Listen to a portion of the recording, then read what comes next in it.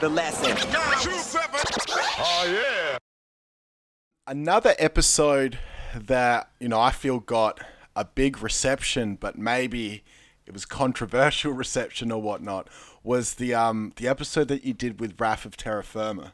That had a bit of a bang response. Yeah, man. Yeah.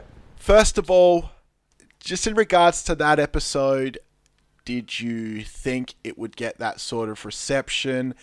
Or were you surprised when it happened? What were your thoughts about how that episode was received?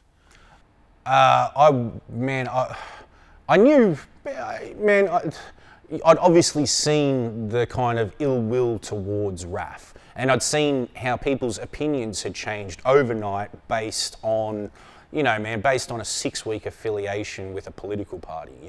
Pauline Hanson's One Nation, and none of us fucking support Pauline Hanson, and even Raph, I can state this now. He stated off mic. He goes, man, I ain't fucking, it was a leg up.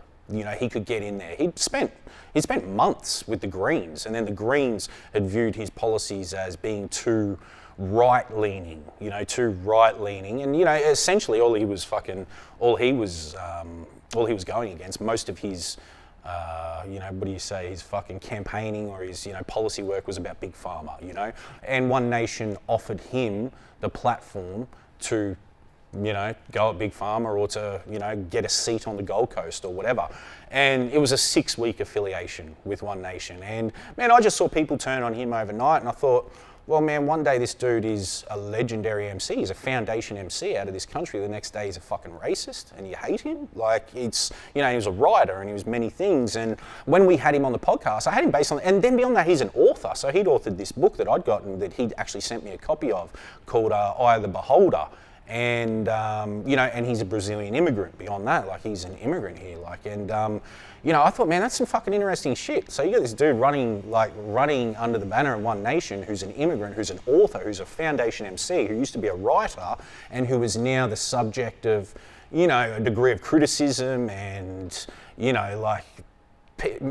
let's just say it, people aren't fucking with him now, people are putting posts up and saying that, essentially fuck him, and I was like, man, I'll have him on the podcast. In terms of the reaction to the podcast, no, I didn't expect it because I didn't even realize that many people listened to us at that point, to gain that level of criticism. And the criticism, fucking man, Raph goes, man. Raph is a brolic dude, man. He'll go. He don't give a fuck, man. He'll be in those comments going, Me personally, man, I'm just like, man, get in the comments, go for it, go for it. But then people started attacking me personally. They'd say there's no, I don't know, man. I can't even remember all the comments, but there was, they're fucking still there, man. Cunts can go through them. All the comments are fucking still there. Some posts that have 76 comments of people just going backwards and forwards at one another about, this, that, and the next. And man, it's just, you have your opinion, you're open to it, man. And with Beers, Beats, and the Biz, man, it's just a fucking open platform. And I find Raph to be an interesting dude. He's a good dude too, man. He's a fucking great dude, a real great dude, solid dude, And when I just seen people turn on him, I was like, well, man, I want to have this dude on to get his perspectives and his opinions and to find out exactly why he chose that path. To me, that was interesting.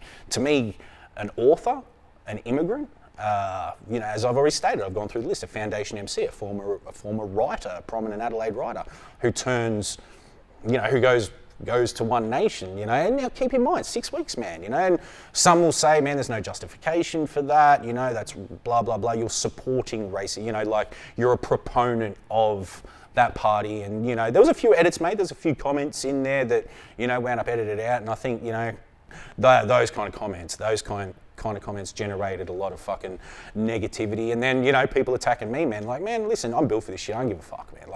You can say what you want about me, man. But Raph's in those comments, man. Raph's going to war with the animals, man. He's in there with the beasts. Me, I'm just like, man, you cunts can attack. Fucking go, man. Go hard. We've been attacked before. There used to be things called forums years ago and shit like that. Yeah, it is what it is, man. I'm offering someone, you don't have to tune in. You don't have to listen, man. You don't like the opinions. I remember hearing someone, I got screenshotted a Facebook post of that episode and someone saying there is no room for right-wing opinions in hip-hop. And I'm like, well, there's room for your opinion?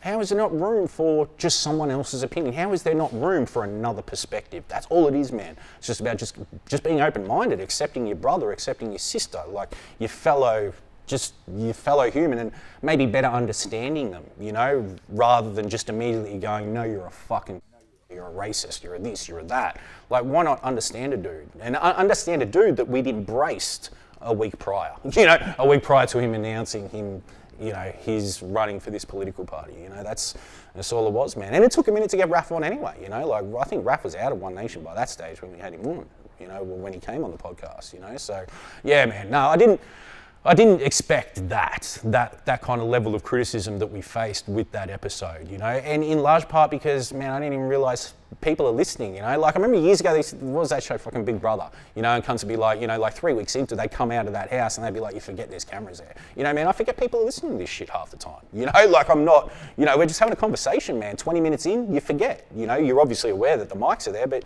you're just having a convo, man. You're just fucking talking, you know, like, I say that too, like, you know, that's why I'm less inclined to go to YouTube, because it seems like everything on YouTube is about content creation, and I understand what content creation is, but what about just a conversation, you know, like, you know, the good old-fashioned art of conversation, just shooting the shit, man, just gas bagging, and then beyond that, better understanding that person, you know, rather than, you know, because everything on social media is fucking however many characters, a flick, and boom, you're out, you know, and then it's a shitload of opinion. I don't know, man, I'm just trying to understand someone, you know? And then also celebrate their music beyond anything else. That's what got lost in that episode, man. We were there to talk that, and that's what the majority of that episode was about. But, you know, I mean, motherfuckers treated us like we were hosting a clan meeting, like we were actually campaigning for fucking Pauline Hanson, you know? Like, it was fucking crazy, dude, you know? And motherfuckers coming at me on a personal level, and I'm like, all right, man, fucking fire your best shot, man. I'm not disabling comments. I don't give a fuck. Go hard. Do what you got to do. Say what you got to say. Whatever makes you feel better. I don't give a fuck. And I guess, look, obviously, when you get caught off guard with a lot of criticism, you know, that can come with its challenges or be a challenge in itself. Oh, certainly. I won't, and not to cut you off, I'm not gonna say it wasn't a stressful week. It was a stressful week, man. You know, like it was kind of like, Jesus Christ. I remember the day the episode dropped. By that evening, like in the episode, it didn't go viral or anything. It was just the level of criticism that episode was generating on my social media.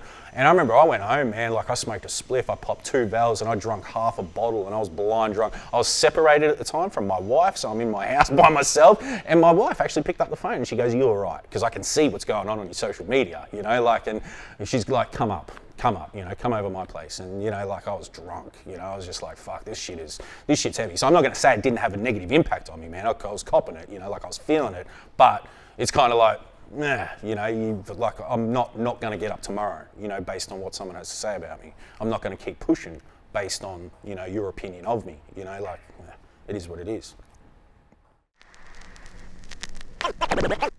The lesson. 927. Oh, yeah.